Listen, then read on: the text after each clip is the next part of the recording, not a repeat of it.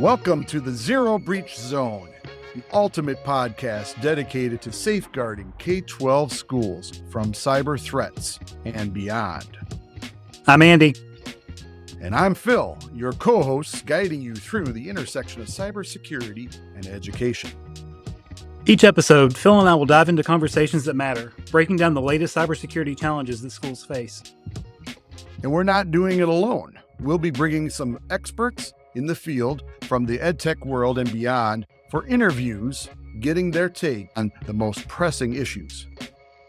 Plus, every episode will wrap up with a recurring segment, The Parting Tool, where we'll share a top tip or tool that you can start using immediately to stay ahead of breaches, phishing, and everything in between. So, welcome to the show. We're thrilled to have you here with us. Let's not just listen, but let's take some action. Connect with us on LinkedIn and other socials and join the conversation. Together, we can build a strong community dedicated to protecting our schools. All right, welcome to the Zero Breach Zone. Welcome back. We appreciate you joining us once again. We are broadcasting live, as we mentioned a couple of the other episodes, broadcasting live here from the LTC, the Learning Technology Center of Illinois. We are here on the University of Illinois campus, home of the supercomputer. If you've not done any Googling of that, you should check that out because it's amazing. That's largest computer in the world, I believe. At any rate, we are here with the Summit Conference, Summit 2025, and Andy and I are back. Say hello, Andy. Hey, Phil. Hey, how are you?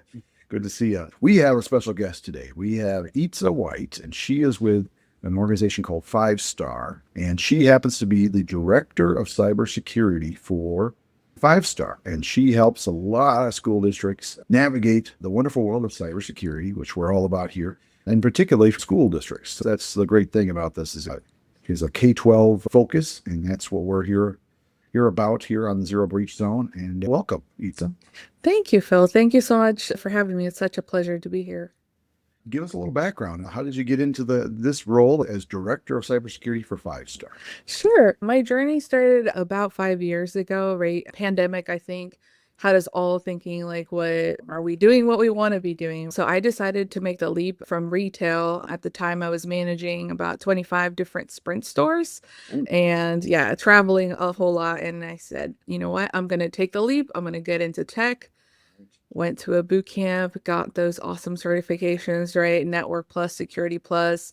And the boot camp said, oh, you'll land a job in no time. And little secret, they tend to lie, but I did find a community. So within that community, right, I started taking some of those skills that I gained from my past roles and really marketing myself out there. And I found 5-Star. And they gave me my way in. I started as an on-site technician there, right, doing all the normal Chromebook repairs, right, all those middle schoolers that come in and don't know what happened to their Chromebook, getting it through all of that. And then 5-Star was because of the partnerships that we have with so many schools, right? They saw the need for cybersecurity because cybersecurity in K-12 is a whole nother ballgame, right?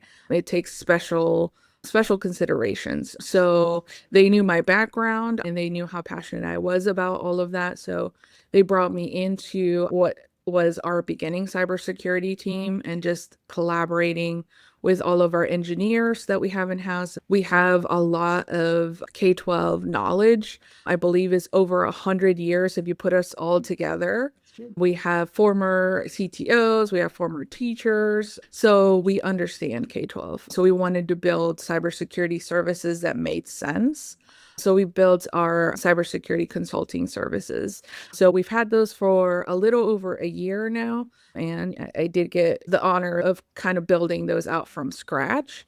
So we got a lot of feedback from our districts. We partnered with a lot of them to get that feedback, to build something that made sense, not only price-wise, right, but that had an actual impact and not just to check the box.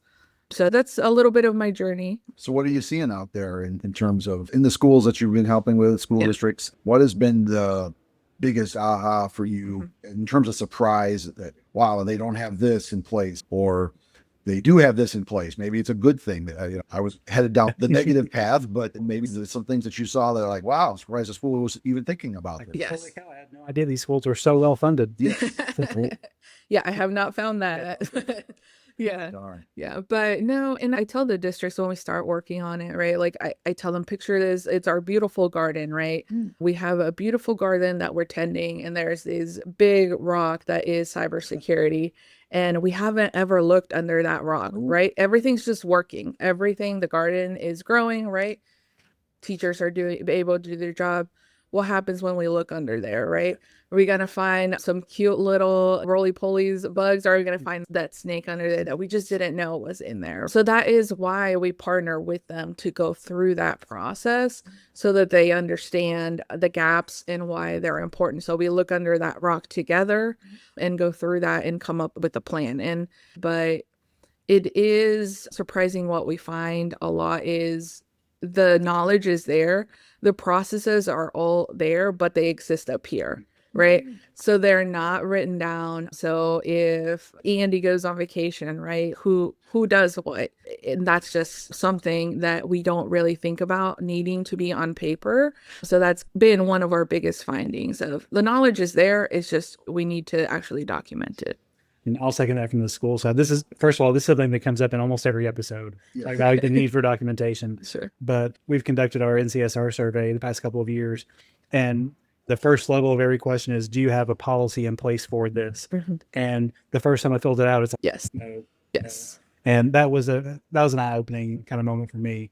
Like even everywhere we did have processes, even if I had written down the processes, it wasn't something that maybe the person next door would know, hey, I'm going to come in there and find this here. Sure. So Exactly. Their knowledge. Yes. Wow. All right. Anything surprising in the good way that you were like a school district had in place that you didn't expect? Yeah. So the tech directors, everybody that I've talked to wants to find things to do better. It's just getting that buy-in of some districts. The superintendents are like, yes, just do whatever. Some of them have to get that buy-in of we have to prove that, because a lot of times it does tie back to cost, right? But what is it that we're going to be paying for? Is it going to be that ransom event, or is it going to be that tool that prevents, that ransom event? That has been a big finding along the way. Yeah. So as part of your purview, do you end up recommending equipment? I guess, are you recommending equipment? Are you recommending platforms? Are you recommending adding personnel? Are you recommending policy and documentation? Or is it a combination of all of it? It's a combination of all because it depends on the findings. I know you are all familiar with the NIST cybersecurity framework, and that's what we built all of ours. And that CCRE, right? We took a look at all those rubrics and all that's out there. We're like, we don't really need to reinvent the wheel. This is a beautiful wheel.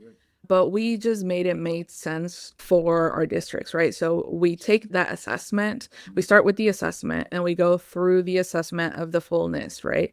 So the NIST asks, is there an inventory of all your assets, right? But what does that mean in K-12? Do you have the tools to inventory all your Chromebooks from the moment they're purchased to the moment they're recycled? Right? Where are you in that process? That's where our recommendations come in. If you have a spreadsheet, right? Yes, that's better than nothing. But if you already have that tool, if you already have that process, then we can probably spend some time on something else, right? So we go through that assessment to find those gaps so that we're not wasting time and money and resources. That's good. In terms of you mentioned CCRE, and we've talked about that here. We had Frankie Jackson on and Cheryl Hampshire were big proponents of the CCRE. In fact, Frankie's teaches folks how to earn their certification in CCRE. But in terms of that, is that something that you can offer? Typically, you want a third party coming in. So what's great about the CCRE is you could do a self-eval, right? You could do it yourself, work yourself through, like I said, the standards, see if you're a 1 or 2 or 3 or 4 or 5, that sort of thing. But I think it even adds value, and it might be something that you do with 5-star is you become that third party, the outside observer that's coming in and saying, okay, you rated yourself a 3, but we don't see evidence of a 3. We only see evidence of a 2, or vice versa. You rated yourself a 3, but I think you were too hard on yourself, and really you're closer to a 4 or 5. Is that something that you guys have done? Yes. I am certified CCRE, and my team, we have different levels of their certifications on what they're working on. But yes, that is something that we do, and we have that built into our process as well, to where, like, exactly what you said, Phil. A lot of people tend to be harder on themselves than they need to be. That's a good thing. Yes. But if they have that spreadsheet that says their inventory, they are doing something, right?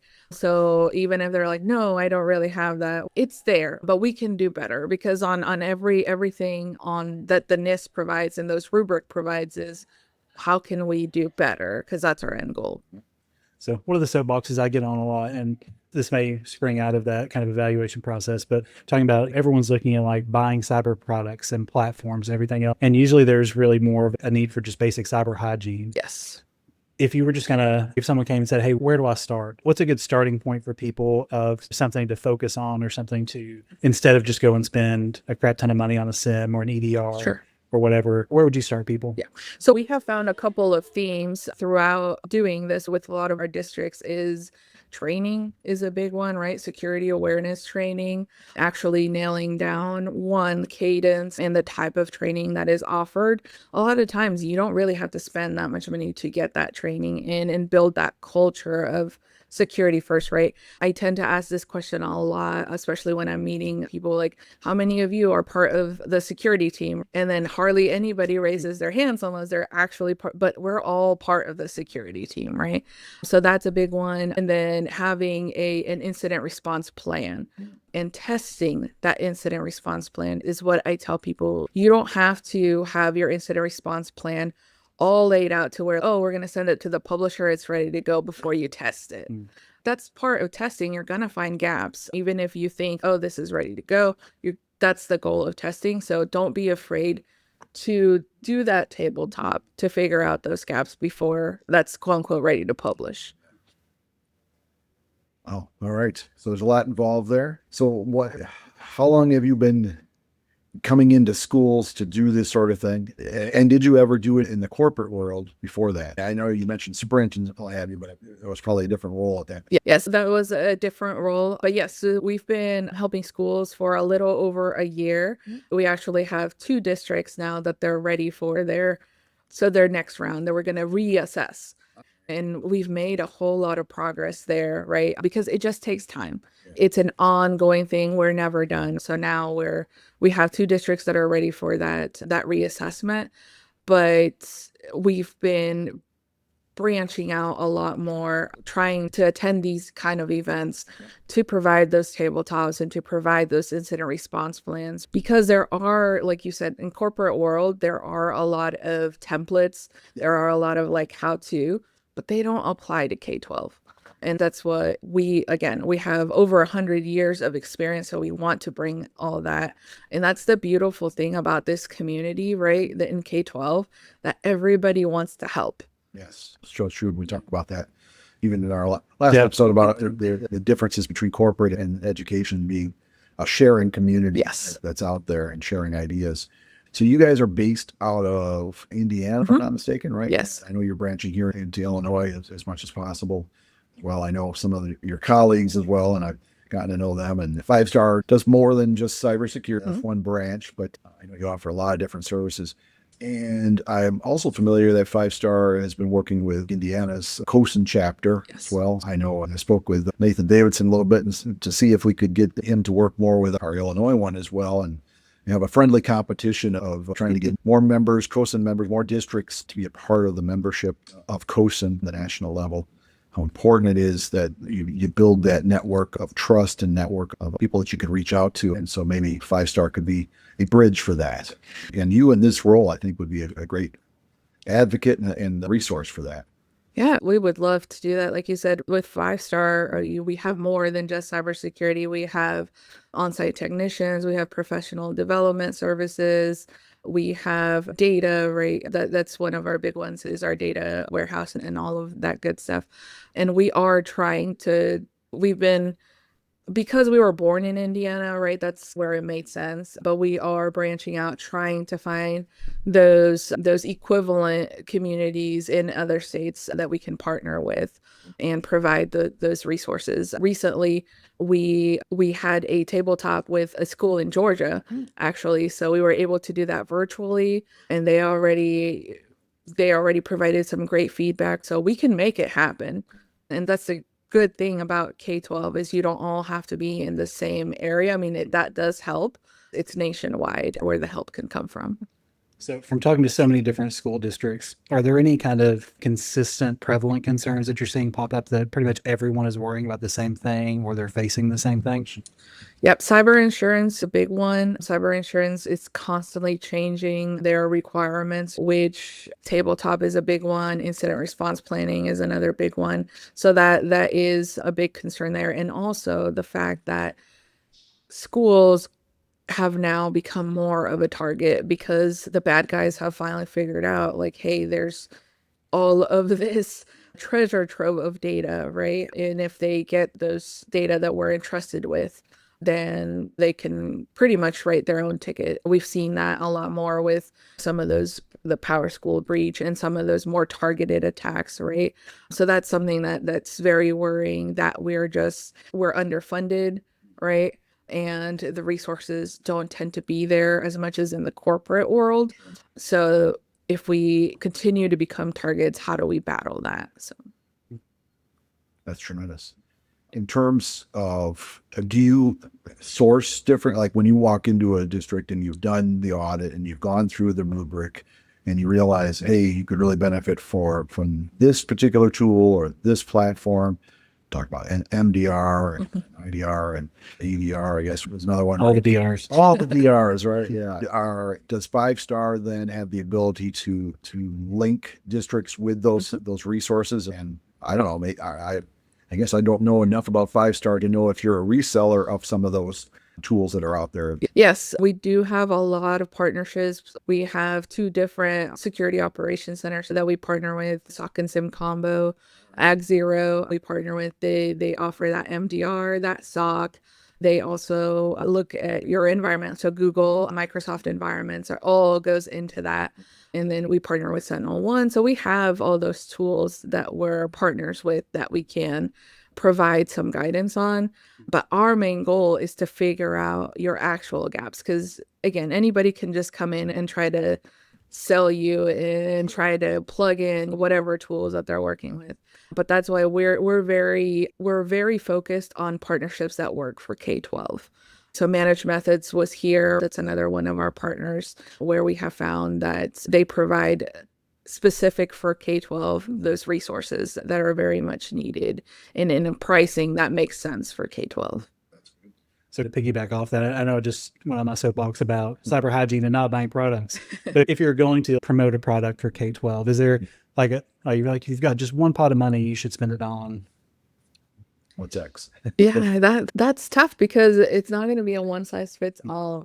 And honestly, it would be your more bang for your buck is going to be an assessment type of thing to figure out where to spend this, get the direction. So you're not just throwing that out there and hoping it sticks. Yeah. And you could invest a lot of money into one particular aspect that handles one particular gap.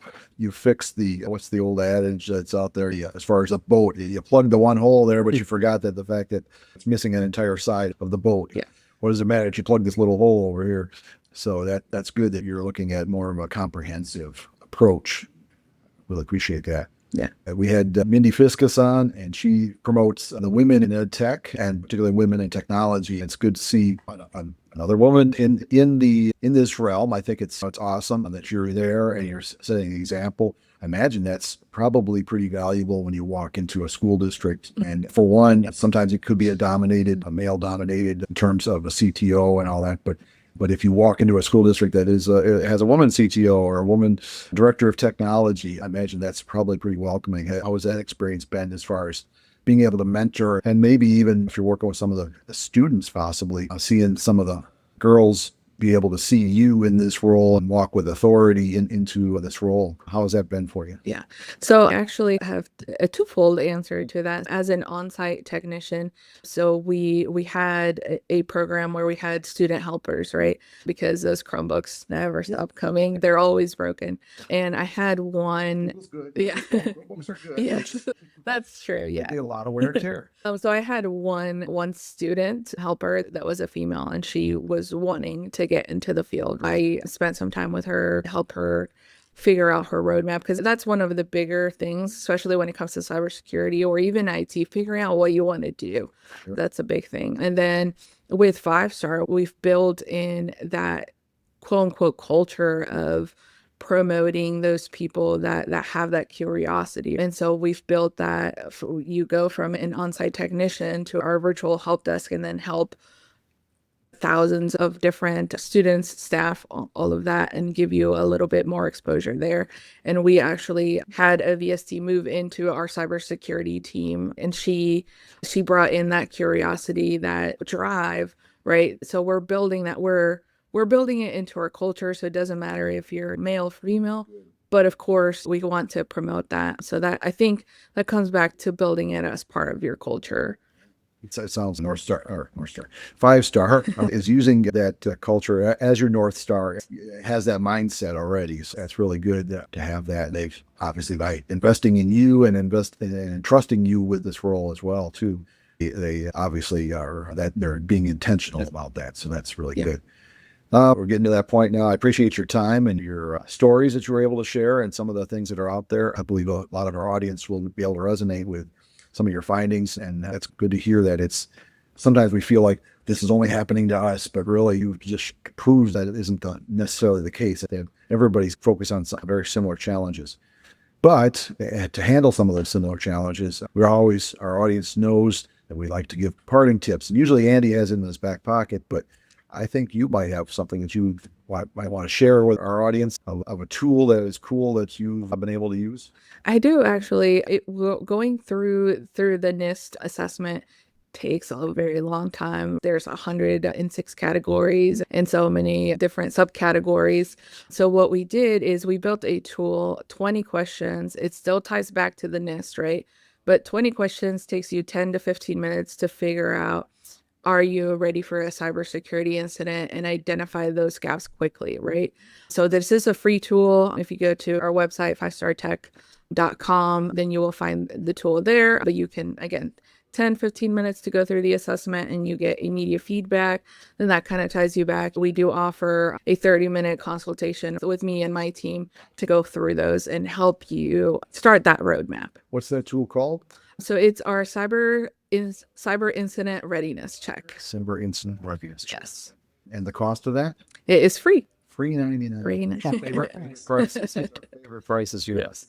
And of course, that's very budget friendly and budget convenient for our school districts. So why not take advantage of it? That's really a no-brainer in a lot of ways. I think all schools are. In fact, I'm going to probably go back and just see what I can do, because having that third party, having somebody else looking at things, evaluating. Too often we look at ourselves and we know our own problems, and we're often blind to things that we subconsciously are ignoring in some ways, but realizing that having that third party look at things, see things in a different light. Objective viewpoint. Yeah, if that garden is working, we're not going to take a look under the rock.